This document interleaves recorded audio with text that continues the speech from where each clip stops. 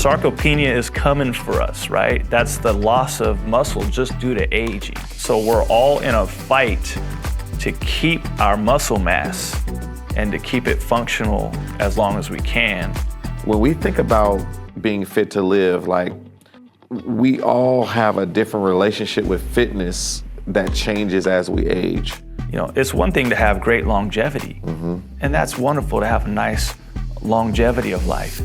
But what about the quality of it? What about the ability to do things independently, to be able to walk on your own strength?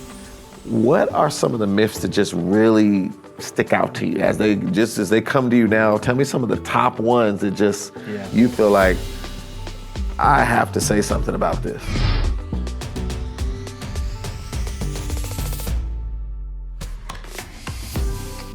Have you ever thought about how all of us at some point in our life are faced with the reality that we got to do something with our body if we want our body to do something for us?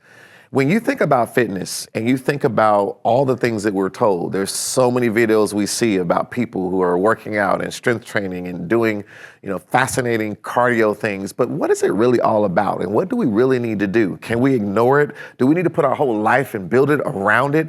And is there a difference between what we should be doing when we're younger versus older, or depending on our goals? We're going to unpack something that is so critical today, because we need to understand and break some of the myths that people say, not even just about fitness, but even health itself.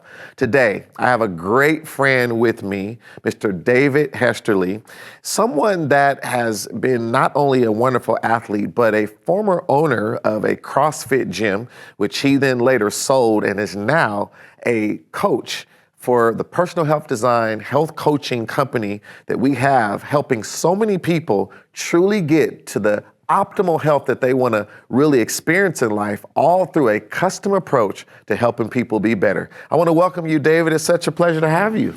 Great to be here. Thank you, Mike. Well, I know that, we're going to talk about so much today, and you've got a lot in you to give. But I want to start off with, why do people need to be concerned about this topic? Because we hear all the time, we know we should work out, but the reality is, as we continue in our life, if we don't have the truth about this, how could this actually affect our quality of life? Well, when you talk about being fit to live in different generations and different ages where that starts, you really think about the foundation as a child. And a child has so much energy. And I was watching a couple little ones the other day, and they were just running around playing basketball, and they weren't thinking about exercise. Right. They were just playing. And they were just moving and having a ball, running around, throwing a basketball. Yeah. And, games just turned into movement. Yeah. No one had to teach them to do that. They were just moving naturally. Yeah. But as we age with lifestyle and with culture and with the demands of, job and career and those kind of things, relationships, we become sedentary, different injuries happen. And that causes us to move different or move less. Responsibilities of office jobs or driving a lot keeps you from moving. And then all of a sudden it becomes a chore, and we call it exercise, when we should have just kept moving the whole time like we did when we were children. Wow. Right? So a lot of times people get great results doing very basic movements, going back to those foundational things. Wow. So there's a lot to that. Yeah. And you make me think. I was recently talking a little bit about just some of the, and we might get into this because I know you're a biblical historian as well and love the Bible. But I go back to some of the things that God even did in terms of with Israel when he started to call out a nation that we read a lot about in the Old Testament of the Bible, and their lifestyle was very movement oriented. Right? I mean, Absolutely. You don't see a scripture that says, thou shalt do sit-ups or thou shalt do burpees, right? But you see a lifestyle that he had gave them that had a lot of movement with all the agriculture and all of the, even them going through the wilderness and walking by foot, So similar to what you're saying, and I think what you're really saying here is that if we look at things the right way and we approach life the right way, there's a lot of movement that is already around us, but somewhere that transition to being separated from what exercise means. Yeah, it's the blessing and curse of technology, right? We have so much access to be able to do things with technology, but we still have to move our bodies. And so we have to make sure that we don't allow technology to keep us from moving, right? At that time, 3,000 years ago, 4,000 years ago, people didn't have technology to keep them from doing things. They had to physically do things. Yeah. And now that's why you see there's great benefit. And it's not even, exercise is great, but even just staying active has so much health benefit throughout your life. Right. The person that is active all day, just even the person you ever talk to somebody and they're just always doing this kind of stuff, and as they're talking with their hands, and they're making these great gestures. They're actually burning so many more calories than the person that's just sitting and just talking like this, right? And so even in that, I'm not saying everybody needs to be all of a sudden become a demonstrative talker, but there is benefit to just constantly moving. That's actually, moving consistently throughout the day is actually more beneficial than someone that's spending an hour in the gym. Wow. Strength training 3 times a week and getting their cardio in 4 times a week. Really? That kind of thing. Someone that's just actively moving throughout the day. As a way of life. As a way of life. That's the best exercise. Wow. And then we exercise on top of that to complement areas that we need to focus on. Wow, wow. And you said, there's so much you said there that was just so, impactful. And it's something that in technology, because we use a lot of technology in some of our businesses, we create apps and technologies and software, but a lot of the technology industry is built to make things more comfortable. Move less. Like now you don't have to do that. You don't have to lift that. Just hit a button, right? But I didn't really think about it. It just kind of hit me when you were talking there that, and that's really true, that technology, the whole premise of it is to really stop movement and to create comfort and to create sedentary and all these things, because we see that as a value to not have to move, and we call it a technology advancement, when really it can be a life diminishment. Yeah, it can absolutely affect your quality of life. Think about not long ago, certain companies came out with cars that would come pick you up. So you didn't even have to walk to your car in the parking lot anymore. It wasn't about finding a close parking space anymore. Your car could drop you off, go park itself, and come pick you up, so you didn't have to walk to your car. Wow. But there's great advantage to walking. If you drive somewhere, I tell clients, find a parking spot that's further away. You keep your car from door dings, so there's an added benefit, and then that extra steps you get to get into the store, it's actually helping your life. It's actually helping you to move and get the best, amount of steps in, those kind of things. Yeah, well, we're gonna go back and get into just attacking some myths, getting some tips from you, but I wanna jump back for a minute and talk about David Hesterley. For those that don't know you and need to understand how you even got involved in this thinking and just kind of where you came from. Can you say a little bit about where you're from, where did you grow up? Say a little bit about your background. Sure. I grew up in Orange County, California, a city called Costa Mesa. And I grew up in an apartment complex it was like 350 apartments in this complex. Okay. And kids come and go in the apartment complex, but my parents worked there. So they worked at the apartment? They worked at the property. What do you mean? Well, my mom managed the apartment. She was the manager and head leasing agent, and my dad was the head of all the maintenance for the property. Wow. So while my parents were working there the whole time, so I lived there from kindergarten through high school. And all my friends would kind of come and go. They'd be there for a couple of years till their parents could afford a house or somewhere nicer to live. But I stayed in the apartment. Wow. So it was a great experience for me, though. I learned a lot there. It was there was never a shortage of kids my age to play with. Yeah. So we were always outside. As soon as school was out, we would run to each other's apartments and help each other finish each other's homework so we could go play. And we would be outside after we finished our homework until the sun went down, you know, as the saying went, you know, when the street lights came on, you came home. Exactly, yeah. And if you weren't home when the street lights came on, someone was coming looking for you. Exactly, yeah, that's true. So that didn't happen too often, but we'd be out playing whatever sport. You know, we'd be out playing basketball, we'd be out playing football, baseball, volleyball, sometimes just riding our bikes, you know, playing tag with our bikes.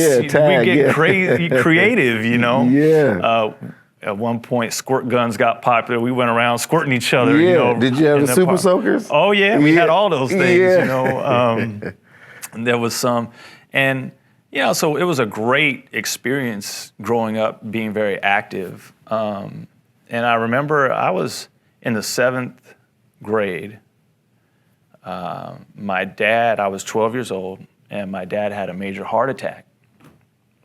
And he was in the hospital for a month, and I couldn't even see him for the first 3 weeks. Really? It was really devastating to me. 3 weeks? You couldn't even go in and see him? I couldn't even go see him because he was out of state when it happened. Oh, okay. And I was staying with my uncle, my mom's oldest brother. And so I was staying with them when it happened. They were out of state. So after a few weeks, my mom came and picked me up and brought me out there so I could go see him. And he was another week later, he came out of the hospital with, he had lost 60% of his heart muscle to the heart attack. Oh my God. And had a pacemaker put in. And all of a sudden, our whole life changed as a family. Our whole lifestyle changed. And there was, next thing you know, we're seeing no more butter. We're having margarine in the house. Really? No more Coca-Cola. We're seeing caffeine-free sodas in the house. And not realizing this is what they were telling us we needed to eat to have heart-healthy diets. Yeah. But later you found out that all the stuff they were telling us was wrong. Still not good, yeah. So that was a big factor. And at the same time when that happened, my dad went through some real, I think just that medical experience was so hard on him psychologically. He went through some real psychological trauma at the same time, just not being able to work. You know, he'd worked his whole life, and so all of a sudden not being able to work. I'd get home from school and he'd be there waiting for me, just upset at his life. Yeah. And so there was some friction there, so I would just take my basketball and I would walk across the street to the junior college that we lived across the street from, Orange Coast College in Costa Mesa. And there was this gravel parking lot with a couple of rims with chain nets. And I'd be on that court until the sun went down. I'd be playing basketball. In my mind, I was beating Michael Jordan. There was this, you remember Street and Smith's magazine, the basketball? Oh yeah. So they came out with the top 25 of every position. And I would go down the list of the top 25. I was beating Dale Ellis. I was beating Lafayette Lever. I was playing them one-on-one. For some reason, I was always winning. Exactly. You know, but so that's how my love for basketball started. Okay. And I remember I broke my left hand in the 8th grade, and I was out there playing. And one day I played against 2 guys came out, and we were playing. And they said, well, you want to play? And I said, I'll tell you what, both of you against me. And I had a cast on my left hand, and I beat them. What? And that's when two on one? It was 2-on-1. And you had one hand? And I had one hand. What? And when I won that game, I think actually having the cast kind of helped my shot because it forced me just focus it, just to shoot with a better form. Yeah. And so that's when I realized, like, there's some ability here with basketball. It started to connect with me. So that's when basketball became a big part of my life. it was kind of an escape for me. And my dad didn't know anything about basketball. He didn't grow up playing basketball. He'd run track and things like that. So my dad became just a real support and kind of a fan of my basketball game. So he would come to my games and support. And that was a way we could connect. That it was a safe way for me, because he couldn't really give me a lot where it was like, coaching, but it was, I was having some success, and at the same time, my dad was able to participate in that with support. So I started to get real competitive in basketball and focus on that. I'd played all the sports growing up. I played football, and but I was the skinniest kid in the school, so I really had no business playing football. But I really liked it. And I was pretty competitive. I guess had a little bit of a feistiness to me to, always want to win. So then I played basketball all through high school and then in college for a couple years. And those were great, great times playing basketball. Played against some great players and with some great players, and just really enjoyed that. Well, before you leave that, when you started getting into basketball, and it seems like it created a safe way for you and your father to bond, where maybe he was dealing with a lot of things in terms of his own insecurities about maybe where he was and who he was as a man and a provider because of all that was going on. Basketball kind of created an escape to where you both could talk about something, connect about something that was kind of something over to the side that took him away from what he was dealing with, took you away from what you were dealing with. And in that journey of starting to get into basketball, you can just play and love the game, and then there's always the guys, that you play sports with that are just like gym rats. Like they're in the mirror looking at themselves and everything, and they're just always.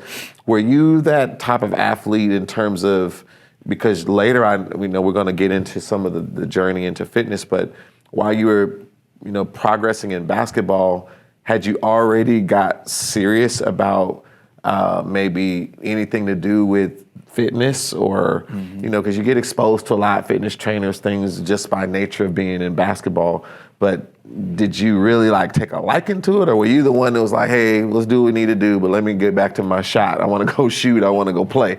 What was your take? No, I was all about basketball. Okay. So after my sophomore year of high school, we had a little success, and I was like the sixth man on the varsity team my sophomore year. But in my mind, I was like the best player on the team. Right. Not the best scorer. Right. But I was the guy that did everything that needed to be done for the team to win. I was the guy that guarded the best player on the other team, whether he was a post player or a point guard. As a sophomore, I'm coming in off the bench, and coach would just put me on the best player. Not because I was the fastest or the strongest, for sure. Right. But I had an intensity about me that I just really wanted to win. So that became a focus. But I was the kid that, after basketball practice was over, I would find myself at the local playground down in Huntington Beach or Newport Beach, Fountain Valley. There's a couple famous pickup, parks with lights, and I'd be out there playing until they turned those lights off in high school. And I'd be playing some great players on the playgrounds, as some of those guys could have went pro. But life got in the way. Or they just didn't get their chance because of politics or different things.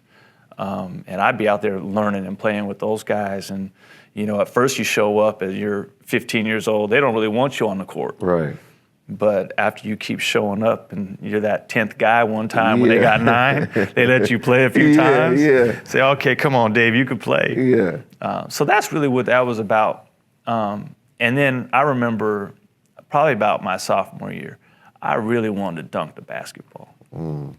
So I ordered these shoes online. The strength it trainer wasn't shoes? online. Yeah, The platform ones? The platform Oh, shoes. yeah. Yeah, I had those some. shoes. Yeah. And I was out at the college across the street again, and I was running stadiums in those things. I was doing the lunges and the power jumps and all that stuff and them things, the bounding. Yeah. So I remember doing that, and I did it so much I pulled a quad muscle, and I never pulled a muscle before, so that was an interesting recovery experience from that. But that was my experience with working out. It was like fitness was just to get me to be better at basketball. A means to the end of being better at basketball. Yeah, being able to jump higher. And I'll never forget the first time I went up and did a finger roll and snapped the rim on the way down. That was like, oh, this is about to happen. Yeah. and then you get your first little baby dunk, it goes in. Yeah. And, it was, at that time, it might have been one of the greatest feelings in life, Absolutely, yeah. So, yeah, that was really what it was about for me at that time. Going through that as an athlete and fall in love with basketball, which gave you a reason.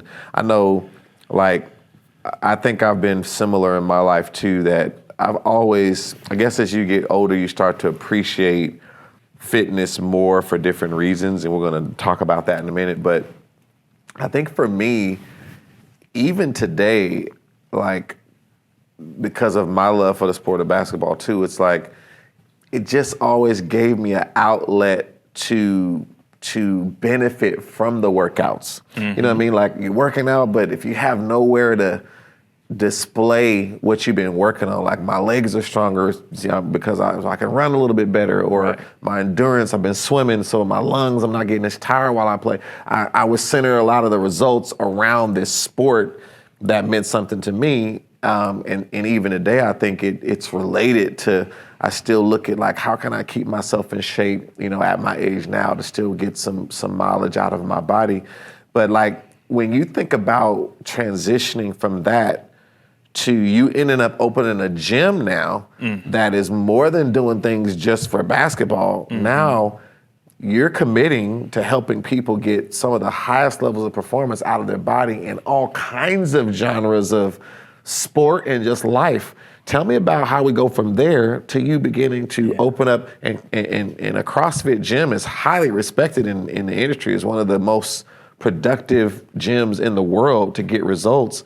How did you go from there to becoming now an owner of a CrossFit gym? That's quite a journey, and what you said was really, sport should be the expression of your fitness, right? So you don't necessarily get in great shape playing basketball. Right. It's one of the sports that does help you get in shape, but if you're doing other things to get in better shape, it will show on the basketball court, right?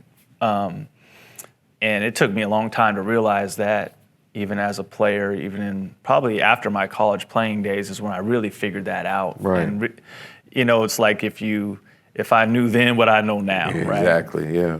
But I think when my journey really got serious with my personal fitness, of course, you start working as an adult and taking on different career responsibilities. So your availability to play basketball or exercise just in general, you start standing on your feet for 10 hours a day and that kind of thing. And you're tired at the end of the day, so you're really not getting great exercise. And then just the lifestyle or diet factors of, the typical American diet start to also have their effect on you. Oh, yeah. Then other llifestyle changes. Remember, after I got married, of course, you were there, so you remember this time. But I remember before my wedding, I'm working out and trying to be in great shape for my wife, and everything, getting excited about our wedding day. And I was going to 24-hour fitness at the time, and I was trying to gain weight. Yeah. I'm in the weight room, I'm lifting and trying to gain weight. And I really didn't know what I was doing, but I knew what some of the exercises were. Yeah. So I was, hitting all the free weights and some of the machines and pull-ups, things like that. But then after I got married, we've been married for a year, and I gained a few pounds to get married, before we got married. And but then, my wife and I would go to church on a weeknight, and then we would come home, and I'd have a bowl of cereal, and next thing you know, a year of doing that, and I was like 30-some pounds heavier. Wow.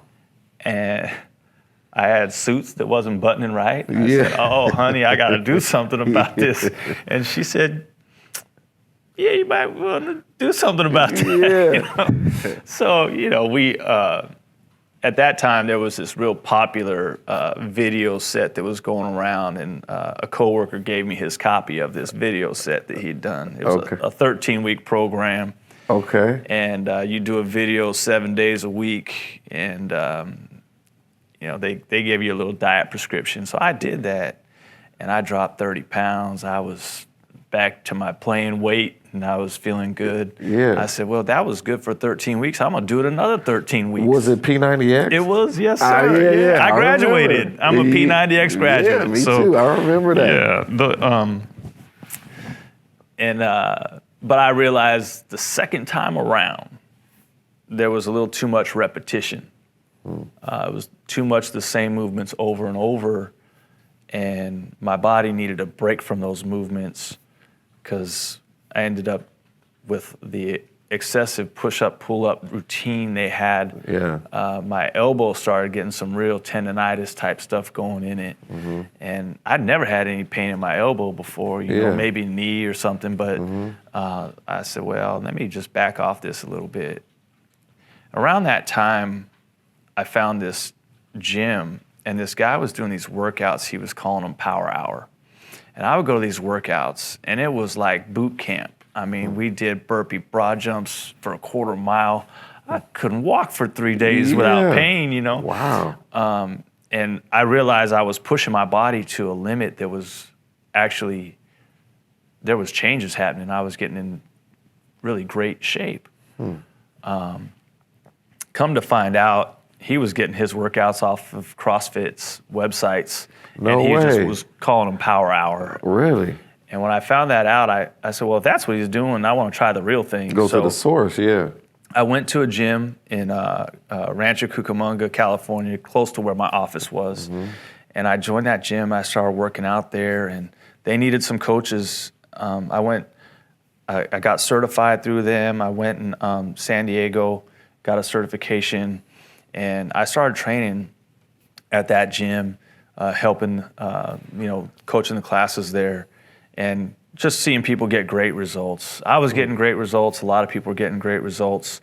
We were training people of all levels of fitness, MMA fighters to, there was a paraplegic that came in and, had the attachments for his legs, a prosthesis. And, a guy like that come in and work out with you, it kind of takes away all your excuses, it does, and just seeing people push through their limitations and get great results. And my wife and I started doing it together, and we started having people over the home, and we were training about 15 or 20 close friends and family members would come over the house, and I hung a little pull-up bar in the backyard. We had some medicine balls and kettlebells back there, and we were getting after it. People were getting great results. And I remember the day I told them we were going to open a gym, and I think our first 10 members of our gym came out of that group that was coming over the house and working out. And we found a place out in Riverside, California. It was CrossFit Moreno Valley. And we started that gym in 2009. And we had it for about a 5-year period. We ran that gym. And I learned a lot. I got a lot of certifications, invested a lot in health education. And then learned a lot about what actually gets the best results for people through that process. Sometimes I learned by mistakes, but I learned through some great coaches and seminars I went to. And at that time, when we bought into into the business, it was really more about helping people. It was really about general physical preparedness, and I loved the concept of it. It was all the fluff was taken out. There was no vanity. It wasn't about how you looked in the mirror. It wasn't about body image stuff anymore. Now it was about being able to do the functions of life. Right. It got bought by a big retail company, and then things started getting more about pushing the limits of performance, and that's when injuries started coming up real consistently because people were always chasing performance instead of really focusing on fundamentals and getting good results. So we did that for 5 years, and I have to say, our time doing that, it was a great experience. I don't know how we were able to do it. I was working full-time and running the gym full-time. Yeah. And in addition to other responsibilities. Right. But I really felt like I was getting something out of it that was really helping me just with my own health and even education.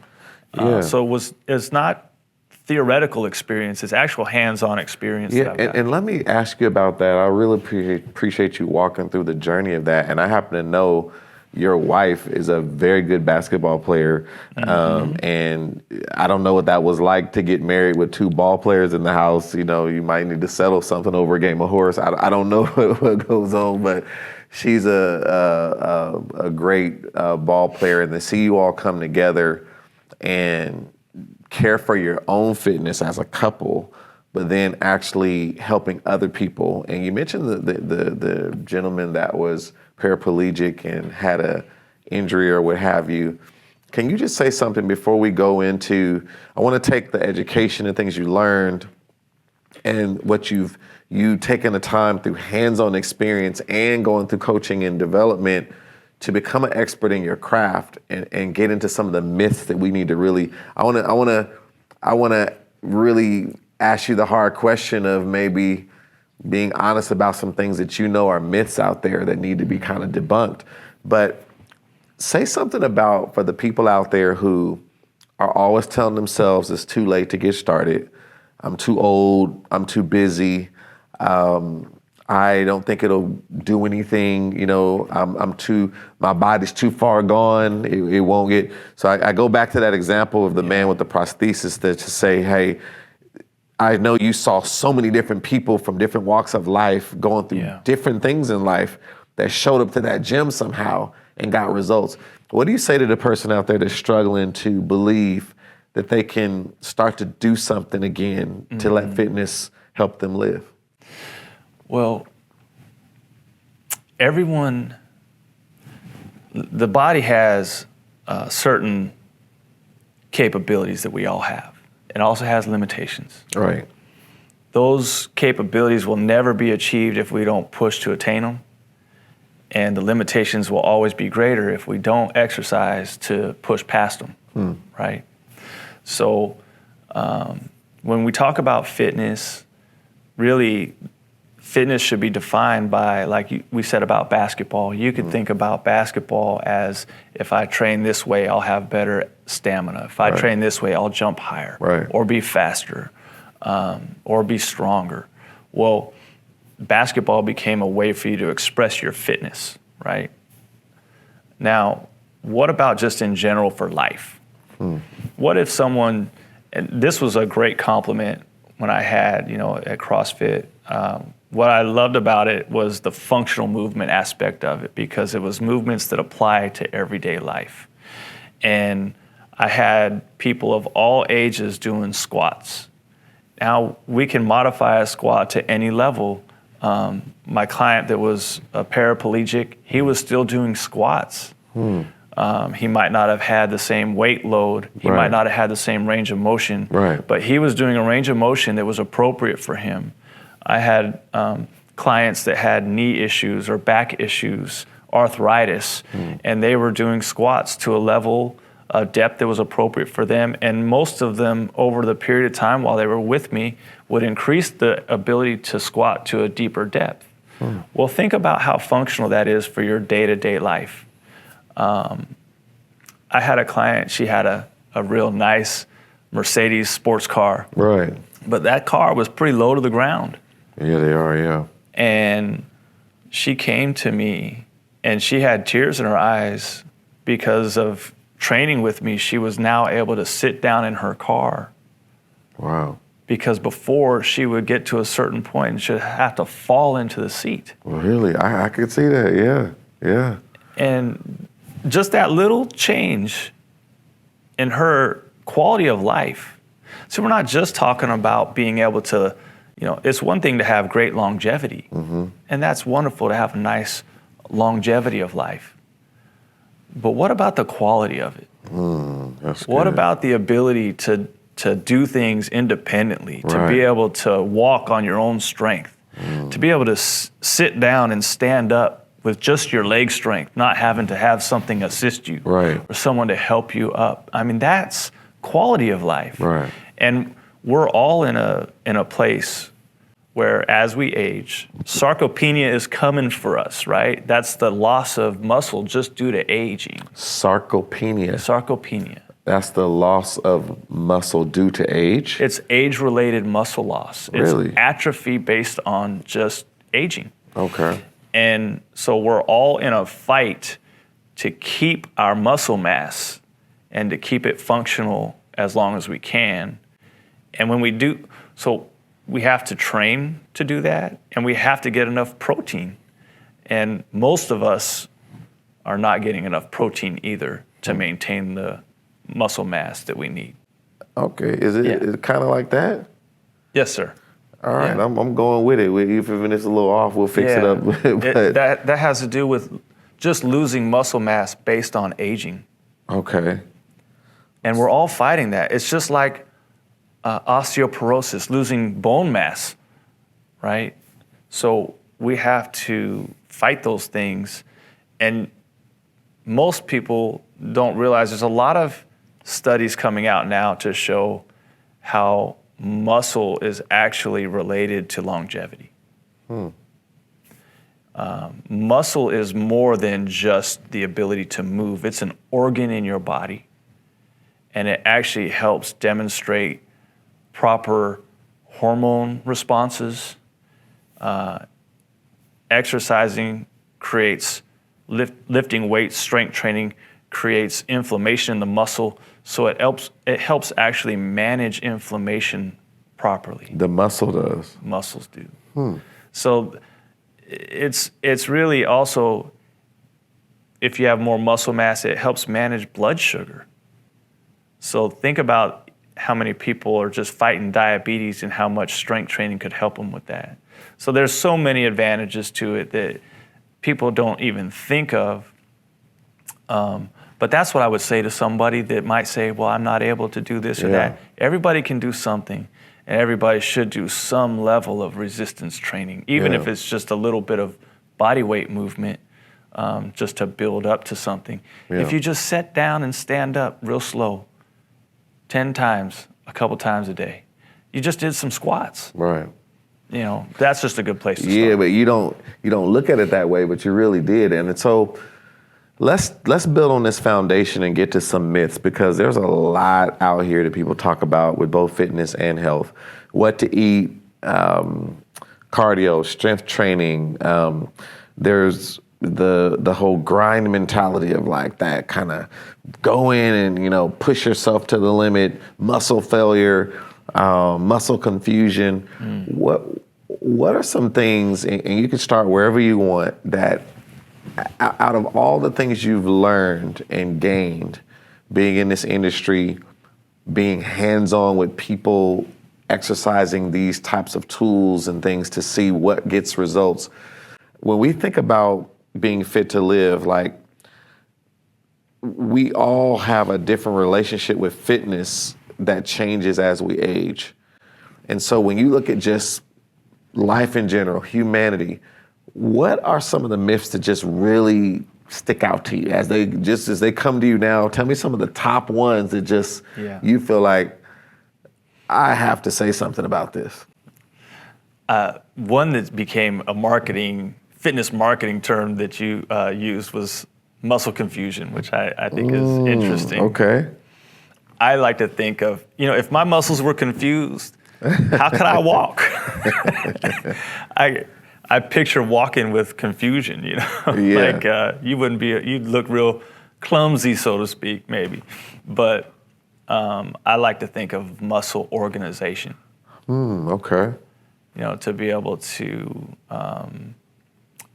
get enough repetitions to be able to know how to do a movement skillfully.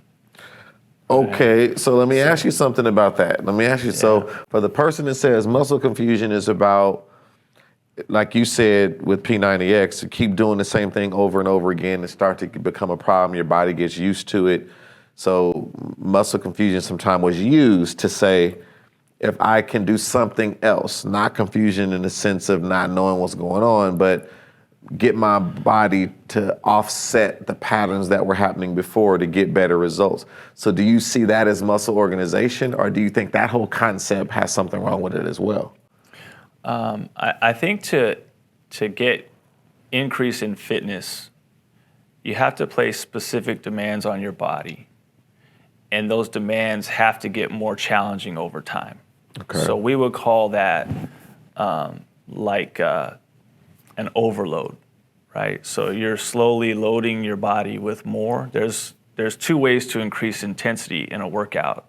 You increase intensity by increasing the load, or you increase intensity by increasing the reps.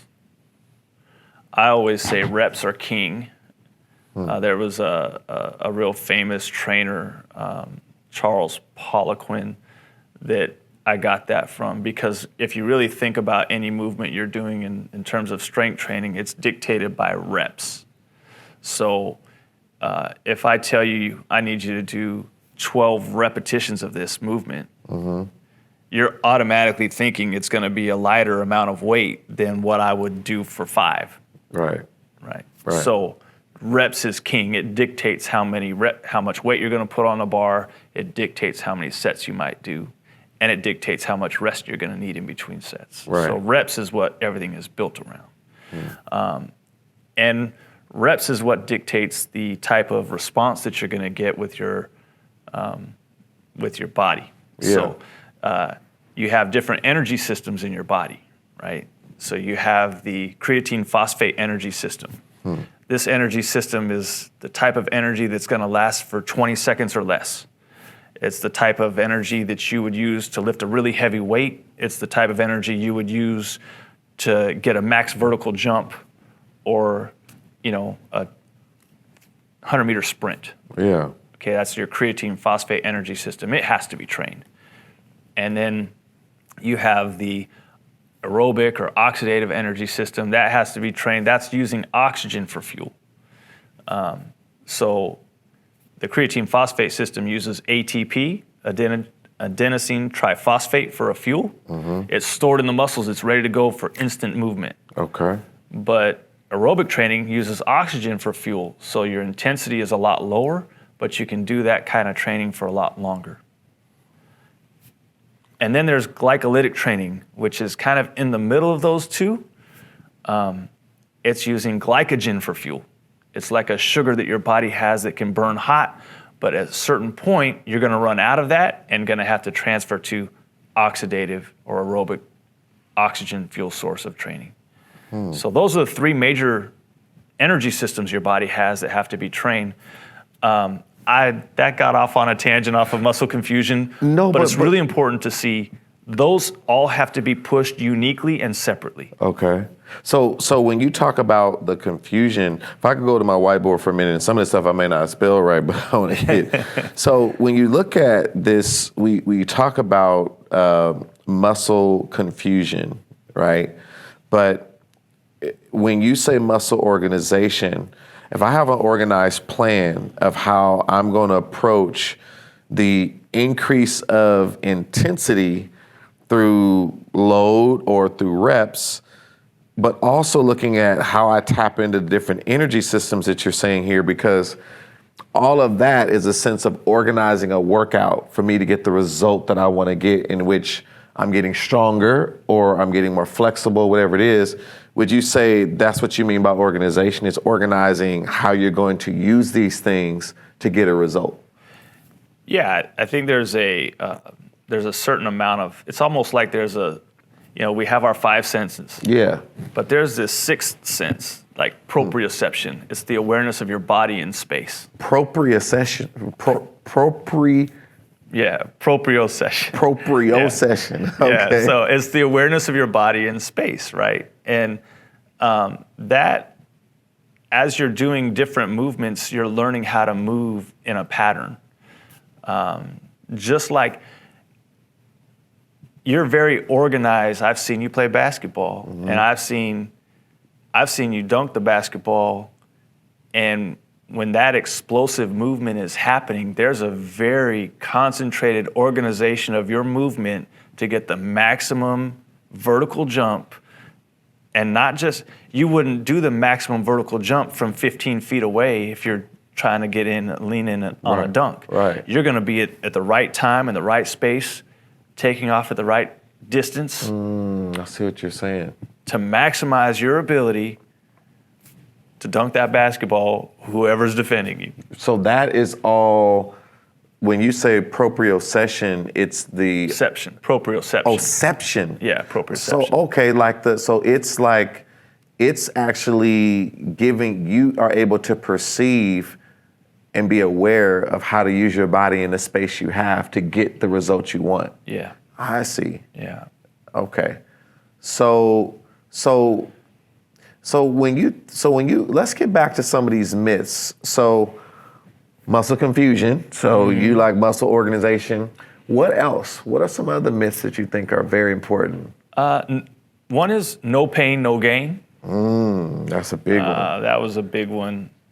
You do have to push. There will be sometimes a certain amount of pain involved, but there's still great benefits to just moving. And then the problem with the no pain, no gain is people have pushed to the point of injury. The best thing to do is train to a place where you're challenging yourself. There's actually a buffer zone, right? So if you look at like say your speedometer, right? Or even your RPMs on your car, right? There's this sweet spot where you're at the 3 to 4 maybe RPMs when you're accelerating, but then you can really step on the gas and be in that red line spot. Yeah. Well, you don't want to always train in that red line spot. Okay. You want to touch that red line from time to time. But there's a buffer zone. There's only so much you can stay there without increasing your risk for injury exponentially. Right. So really the idea. Now, do you mean per workout? Do you mean the workout plan? Do you mean each session? When you say touching that red line is that every workout maybe touching that red line? Or are you saying if I was working out 3-4 times a week, maybe 1 or 2 times I want to do that? Help me understand that. So let's take a couple of real graspable concepts, right? Basketball right now. What's the big deal in the NBA right now? Load management. Yeah. These athletes are saying, look, my body is worth millions of dollars a year. It makes more sense for me to sit a game every 4th game or something because my body is my it's my way to make money. But the way we came up in the competitive times that we watched ball, it's unheard of to do load management, right? It was unheard Back in the days of Jordan and Isaiah and Barkley and all these new ones. It was all about the competition. You didn't think that way, but then some of them weren't able to play as long as some of them are playing now. Exactly. Yeah. And they weren't getting paid as much either. Right. And so now there's an incentive. Yeah. And the players have a little more power. Back then, the players just didn't have the voice, the power to say some of those things. And so now they do, and they're speaking up. They're saying, look, this is why we're having injuries. This is why our bodies are breaking down.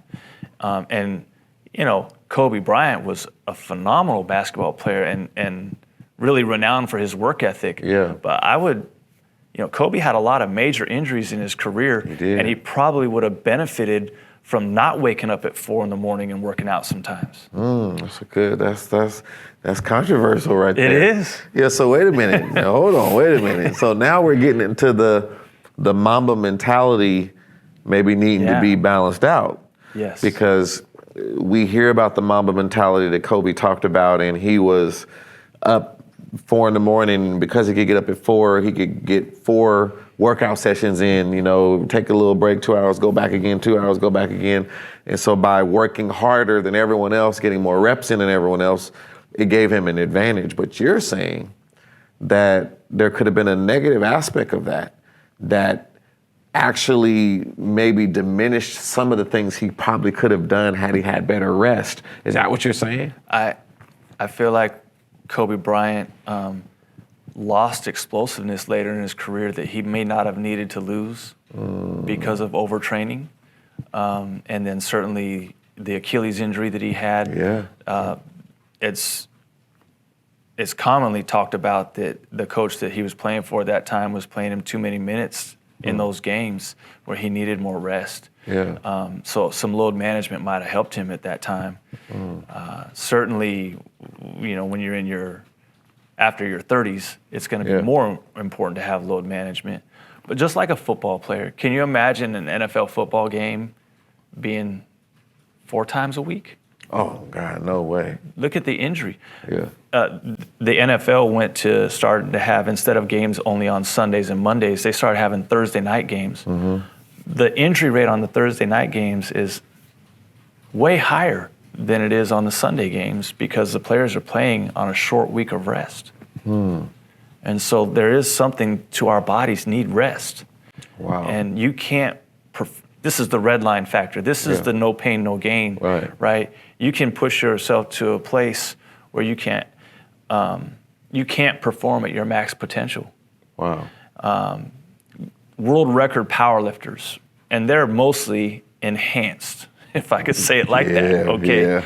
And we're not talking about that. We're talking about everyday people that are just trying to live a healthy, clean lifestyle, But these enhanced powerlifters, enhanced now, they're taking enhancements to improve their human ability. Yeah.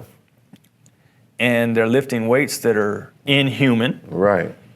And even them at their enhanced state, they'll only do a max lift every 3rd or 4th week. Wow. So they train for 3 or 4 weeks to get to that one day where I'm going to be at my max. Right. And so there's a way to train. Every day can't be game day. Right. There's some days where your body maybe those workouts shouldn't have been an intense workout. Maybe those days it should just be skill focused.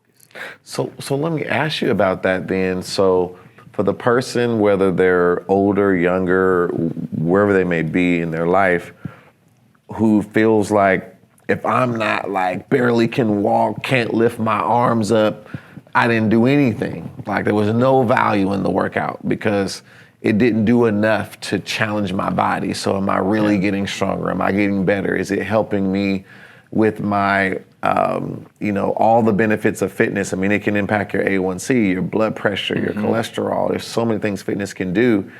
So are you saying that it's more important to have the consistent movement that still is organized in a smart way than it is muscle failure, pushing yourself beyond the limit? Because sometimes you can feel like if I didn't have that sweat everywhere, falling on the floor workout, why even do it, right? So is that what you're saying? That workout, that sweat on the floor everywhere, I'm totally out of gas, that has its benefit. And it should be, we should push ourselves into that limit from time to time, but it shouldn't be on a weekly or daily basis. Okay. So that's that glycolytic system that kind of gets trained. Okay. And that's that one that's like that 4-minute gasser type workout where you're just, and that's actually the one that got everybody kind of hooked on doing CrossFit, because that workout, you realize like, I'm out of shape. Right.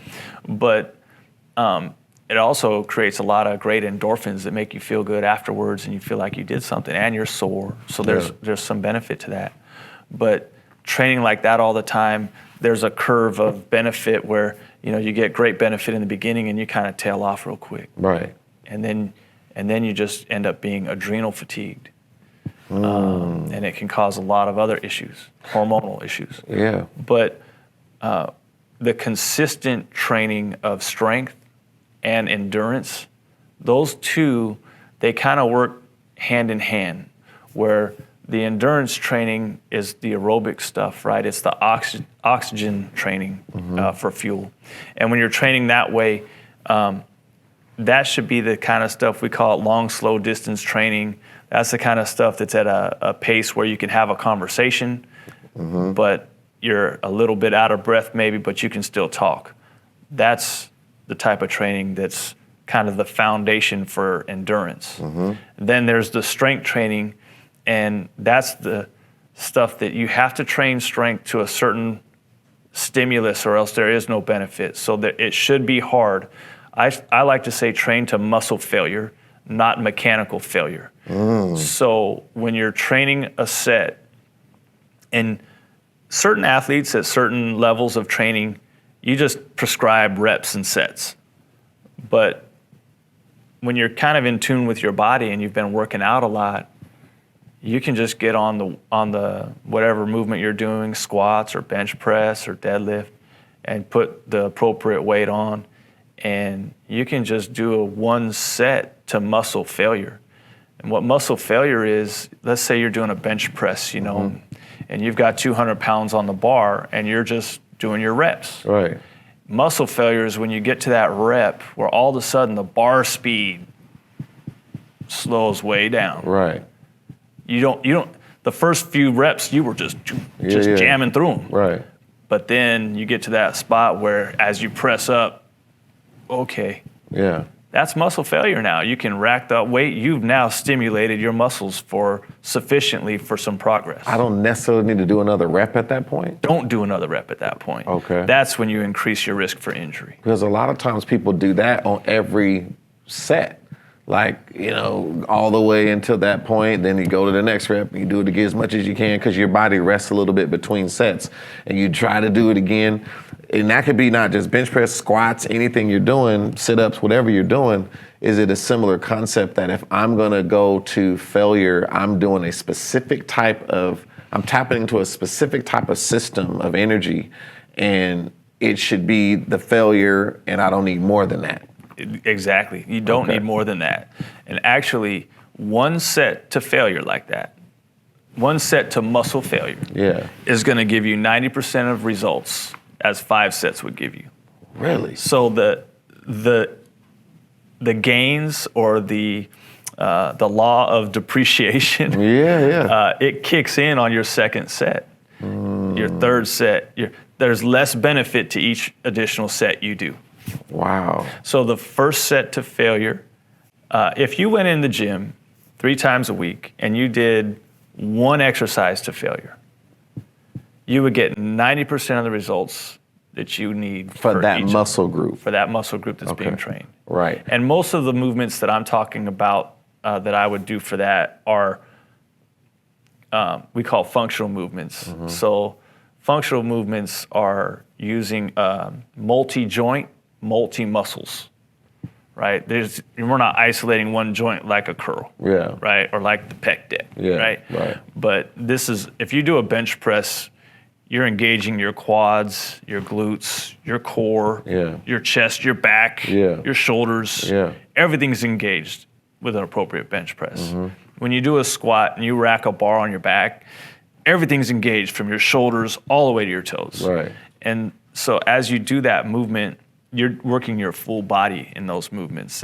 And most good strength training programs will be built around movements that focus on compound joint movements. Pull-ups, push-ups, squats, bench press, deadlifts. Those are lunges. Those are things that are multi-joint. Yeah, so let me ask you this. So because this is such a critical area, and I know we're running out of time because there's so much I want to talk to you about this. I want to be able to get to a few more myths before we go, but I want to pull up my whiteboard real quick, and I might not have spelled some of this right, but we got creatine phosphate, aerobic systems, glycolytic. Glycolytic. I don't know if I spelled it right, but I went for it. But help me understand, because with each of these systems, there's a different. So you mentioned if I'm doing the burnout, it's more of the glycolytic area, right? Is that right? So help me, I get aerobic, that's So- kind of popular. Aerobic is like aerobics and cardio, but how do I connect this to different types of workouts that connect to these systems, and why is it important? Okay, so think about the CP or creatine phosphate. Okay. And the fuel source is critical, that's the ATP. Yeah. And your body has about 20 seconds worth of ATP stored in it at all times. So that workout or that energy system is what you can do at an intensity for 20 seconds. Okay. So this is all built around 20-second intensity. Right.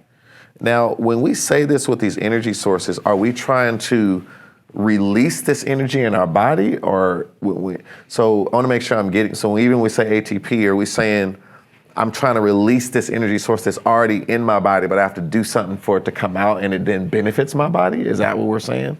Absolutely. There's a benefit to that. You have ATP stored in your muscles, and by expending that, you're sending a message to your brain that we need more ATP now. Okay. And then your brain starts to send more ATP back into those muscle cells after you've used them. Okay. But in order to train that appropriately, not only is it 20 seconds of intensity, but then the rest to do that again is gonna be much longer, right? So it might be 5 minutes before you can tap into that energy system again. Okay. This depends on the level of fitness of the individual, though. So Okay. there's a little bit of personal factors depending on your fitness age and your training, your current level of fitness. So there's some general rules, but like there's an intensity, and even going back to what God did at the very beginning, He defined what work and rest was.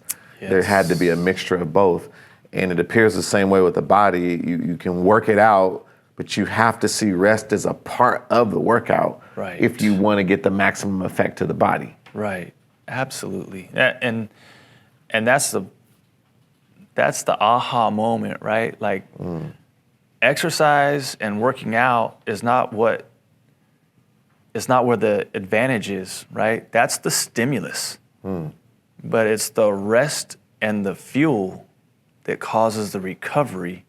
Wow. To benefit from that stimulus. Okay. So if that's why you can't outwork a bad diet. If I'm working out and I'm not getting sufficient protein, Yeah. I'm breaking stuff down, and then I'm not giving my body the building blocks to build it back. Right.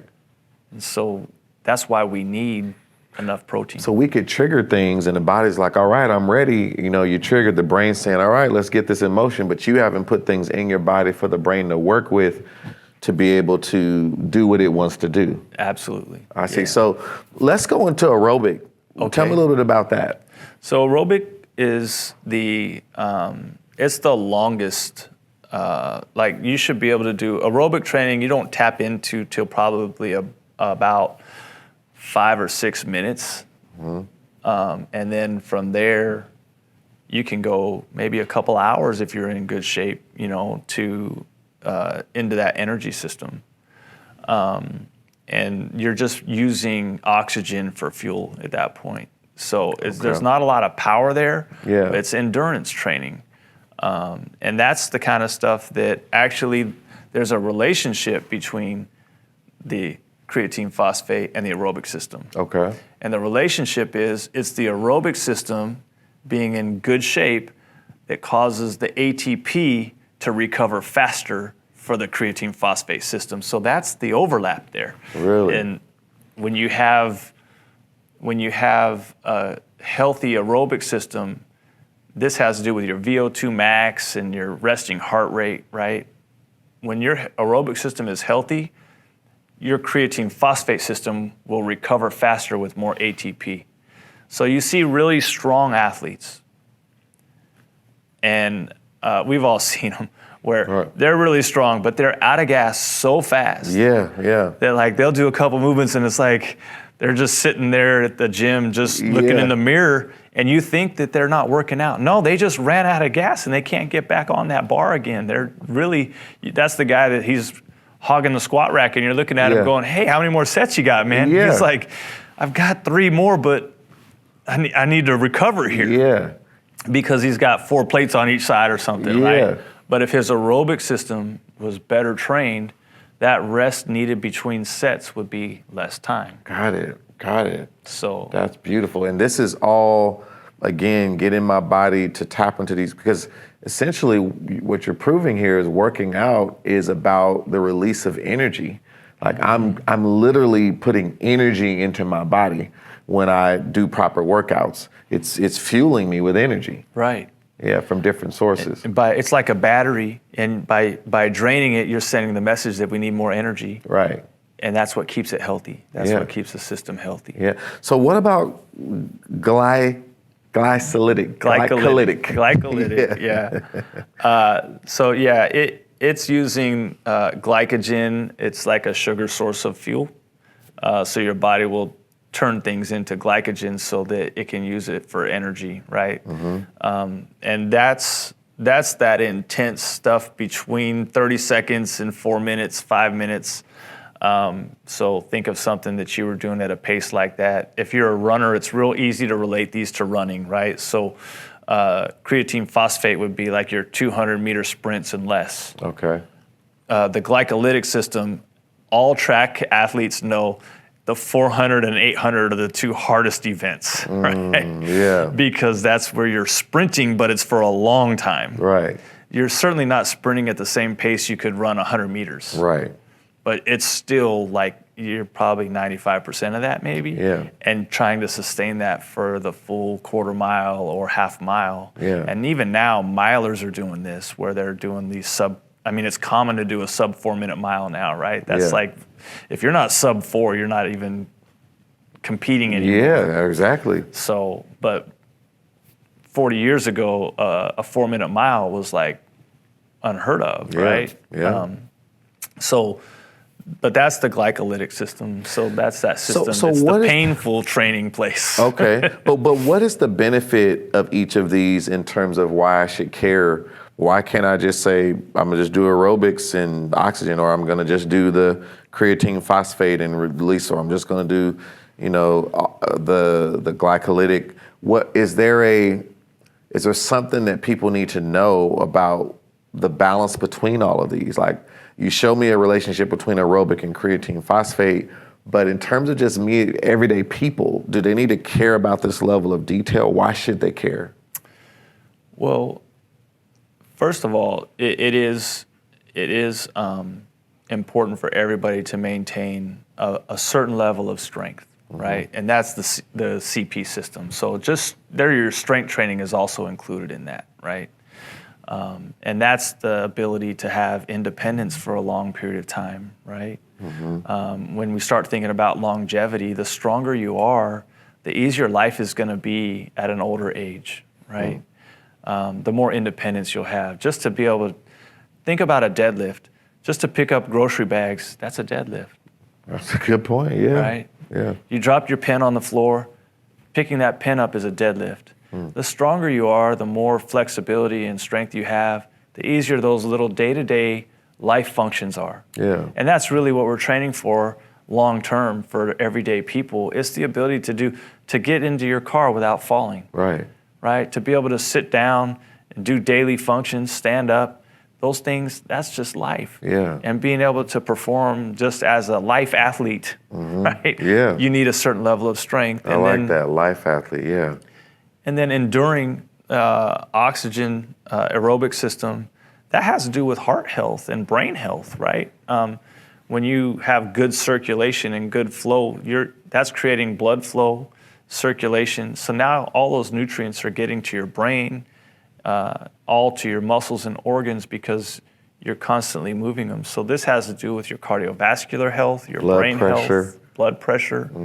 Yeah, and the glycolytic system is that's your HIIT training, a lot of the CrossFit, what we call metabolic conditioning stuff. That's the game day stuff, right? That's the once a week type, maybe every couple week type stuff. It shouldn't be the foundation of your training system, but it should be touched on from time to time. And now you're talking about, you're getting to like near max heart rates, right? Yeah. So, you take your age and you subtract from 225, you take your age and subtract, that's your max heart rate, right? And so then you're getting into that system a little bit at a younger age. Probably as, senior citizens, they probably don't need to be doing the glycolytic training so much. They should focus more so on your aerobic system and your CP system, right? Okay. They should focus on maintaining a certain level of strength and just walking, getting endurance. Sometimes a treadmill's good, or sometimes an exercise bike. Yeah. Those kind of things. Some people do swimming, like you said. Yeah. It's very low impact, but great cardiovascular. So what is the benefit then? Is it explosion and bursts of performance? Is that really what the glycolytic area is for? And you're calling out that maybe for people that are maybe a little older or up in age should be careful in this area. But those that maybe still can tap into this, what is the biggest benefit of it? Well, it's exercising your heart at a high level, right? You're dilating your blood vessels, so it's great for blood pressure. Okay. Right? You see almost instantly when people start training at the glycolytic phase of the training, blood pressure numbers get better. Almost instantly. I've had so many clients get off blood pressure meds because of that. Usually what happens is they're taking their blood pressure meds, and then all of a sudden their blood pressure is too low. So they'll go to the doctor and get their prescription adjusted, I don't just recommend anyone stop taking medicine without talking to their doctor first. Right. But if the exercise is helping your body to be healthier, you may not need the same level of medicine or any at all at some point. Right. So this is, again, it almost is intensifying some of the benefits of the aerobic area, where the heart, brain, blood flow, blood pressure, but to the higher level. It almost seems like that. Yeah, and there's usually some strength component involved too, like the expression of sport. So it overlaps quite a bit. It's like a combination of those two.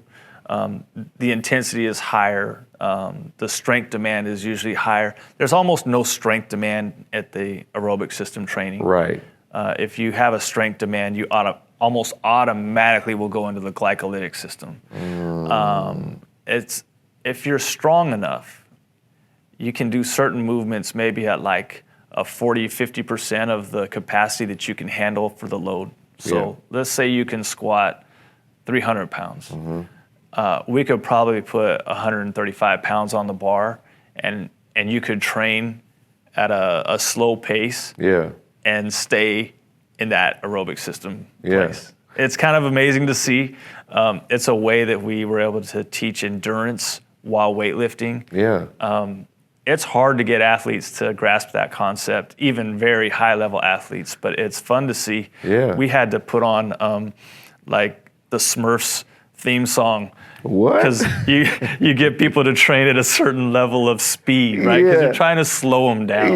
If your heart rate gets above 120, you automatically cross into this glycolytic state. So we had these high-level athletes squatting, and we're playing, the Smurfs and Disney music, just to get them to understand the level of intensity that they could stay at. Well, so that kind of brings you to this central point: is there is the possibility, if you mix the right things together, where you're kind of benefiting from all. So I want to, because we're out of time, I just want to say, like, you mentioned something very important about fuel. So I want to give you a final word about, with all of this, we need to be consistent with our workout. We need to see why it's important for our body. We need to not put limits on ourselves and take on all kinds of just cliches and things people say without thinking about what we're really trying to do and why. But similar to what you said about rest and how if you don't incorporate rest, you won't benefit from the work. But fuel and what you're putting in your body from a food source, can you just give us a final word about why so many people need to make sure they're not ignoring this? Before there can be true fitness, there must be the right fuel.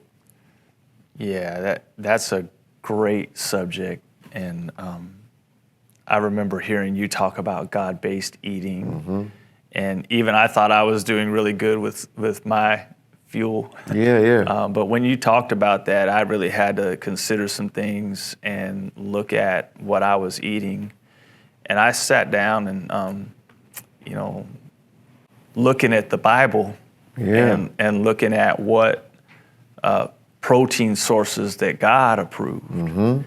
And I started building my meals around those protein sources. Yeah. And then understanding that the food industry has also impacted things, right? I think if we were reading the Old Testament in modern times, there's a lot of things that's on our menu that wasn't even available to them that would have been included in the don't eat category. Oh, yeah, for sure. Right? Yeah. I think there's some plants that would have been included in the don't eat category. Yeah. Sugar cane being one of them. Right.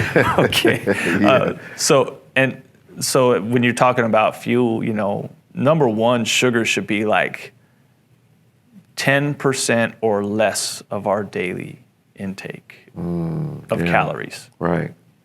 If you have a 2,000 calorie a day diet, which is kind of a high calorie diet for a 200-pound man. Yeah. A 2,000 calorie a day diet, that would be about maximum 12 teaspoons total sugar. Wow. Total sugar. Total for the day. For the whole day. Wow.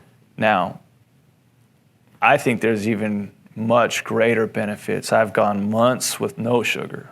And we had a conversation not long ago when we were talking about the impact of sugar. Yeah.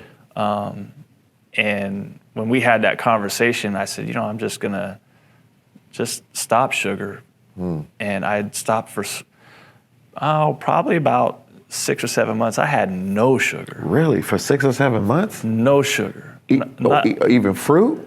No, fruit I did have. Okay, natural sugar. Fruit I would have, but nothing refined. Yes. Not even naturally refined. So like honey or, syrup. Syrup. Yeah.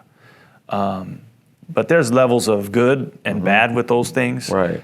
Certainly. But I had great benefits from just not having sugar. And I really think everyone can do better in that area. So that's the first step I would say. Look at your sugar intake and make that less than 10% of your daily diet. And don't let dessert be a daily thing. Let it be an occasional thing. Because when you're talking about fuel, sugar is like taking away from the fuel source that you have. It's taking some of the benefit away by increasing inflammation, increasing blood sugar, which is toxic.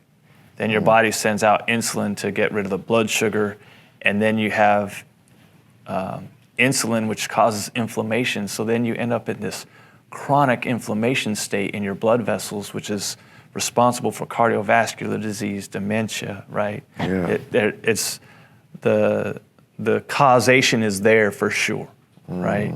Yeah. So we want to remove that, then build our meals around these healthy protein sources. And really, the numbers on protein, and there's studies showing now that the minimum protein intake for the RDA, recommended daily allowance, is way too low. The recommended daily allowance is, I want to say, like maybe a half a gram of protein per pound of body weight or something. But really, the real research today is starting to show that we need to be like at a minimum of 1.6 grams of protein per kilogram of body weight. So just 2.2 kilograms per pound, right? So you can do the math on that, but it basically is a gram of protein per pound of body weight is a safe way to say. And that's just to maintain enough protein for your body to regenerate. It's not just for building muscles, it's for your brain, it's for your organs, it's for when you have a wound, it's protein that helps heal the wound. And so, and you can't have too much protein. If you have excess protein, your body will take that protein and turn it into glucose for energy. And it's a little bit of an expensive energy process, so you're not gaining a lot of weight by having protein, right? And then build your meals around that with the appropriate amount of fiber or carbohydrate sources and fats. But if you're eating those healthy proteins, you're probably getting enough fats just in the proteins, right? Most of the time. But then, I like when Abraham saw some angels come to him, and I read that meal that he had for him. It said, if your meals look like that, you're going to have enough protein and healthy fats right there in that meal. Yeah. Why don't you say a little bit about that meal? Yeah, I think he had Sarah to go get a calf and dress it. So they had no doubt they had some beef there on the plate, right? He had butter there. He had milk, right? All from that. Now, no doubt this was a free-range, healthy animal. Right. He wouldn't have gotten nothing but the best when he saw those angels coming. Right. And so that's what he served. Or I think about, when Isaac was hungry and he told his son to go get him some meat. He wanted some venison. Yeah. And then, of course, Jacob brought him a kid. Yeah. But it was savory meat. Yeah. And so those are the kind of meals that actually you can see there was a daily sacrifice that they were eating, those animals. Right. And so the Lord had something in what he had for an ideal diet for people. He wanted them daily to get this lamb. Right. And have one in the morning, one in the evening. And they were eating those. Well, they were really having the ideal diet for the right amount of protein for our bodies. Right. And so with healthy, free-range sources that they were raising. Yeah. I really love that. And I want to just close this out on the whiteboard. So you mentioned sugar only being 10% of our daily diet and kind of closer to, 10, 12, 13 teaspoons or so, depending on how much, where you're at and what your intake is.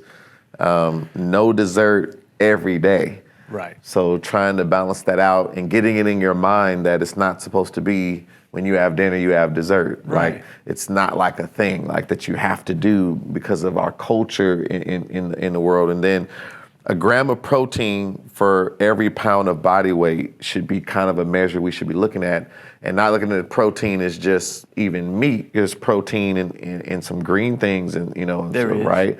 So you can understand what sources of protein to tap into. That being critical, and then can't have too much protein. So, and I guess I need to make sure this is understood. Like you're saying, you can't have too much. That basically you can have as much as you want, right? So we're really saying limitless in the sense. Now, anything in excess could be an issue in terms of doing something you shouldn't do. But you're saying that your body uses this protein and will automatically find constructive, useful sources for it in the body and convert it into other things. It'll convert it. Now, if you're only eating protein, there's a damage to the kidney. It's called protein toxicity. Right. Right. So there's studies of different people that were only eating rabbit, but rabbit is so high in protein and zero fat that they were having kidney disease because of all protein in their diet. Yeah. But if you have a balanced meal built around protein, so you're eating still some healthy fruit, a little bit of carbohydrate, a little bit of fat with it, you'll be fine. No, that's perfect. And that's what the last one is building your meals around healthy protein. And so from the healthy protein, we're exploring the fiber and the carbs and even some of the fruit that gives you some of the sweetness that you may want without going into things that are just pure wrong, like refined sugar and so forth. So this has been awesome. I just want to thank you so much. I mean, we took a little bit more time in this episode because this is such a critical issue. We want to be fit to live. We want to get the most out of our life. And I just want to thank you for taking the time to share so much wisdom. Thank you so much. Thank you for having me. It's been, I've been looking forward to this conversation for a long time, and to do it in a way that it'll benefit everyone that hears it. Yeah. It means a lot to me. I love this platform, and and what you're doing. Thank you. It's helped me so much.